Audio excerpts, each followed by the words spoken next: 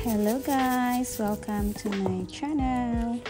Sa hindi pa po nakapag-subscribe, please subscribe na po. And good morning! I just want to share my video cooking Chinese fried rice. Napakadali lang pala nitong lutuin, kaya kung mag-crave kayo ng Chinese fried rice, pwede na po kayong magluto. No need to order na po, at napakasarap nito at napakadaling lutuin. For this fried rice, I used shrimp for a meat.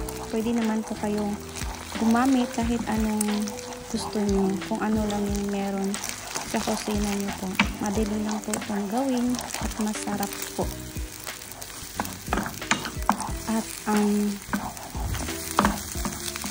makakasave po kayo nito.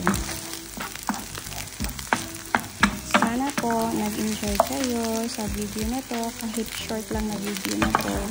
Yan po, inuna ko muna pong lutuin yung itlog at saka yung shrimp, at bago ko po niluto yung rice with garlic, tapos yung mga sahog po. At sana po na-enjoy kayo. Salamat po sa panonood. Yan lang po muna. Bye!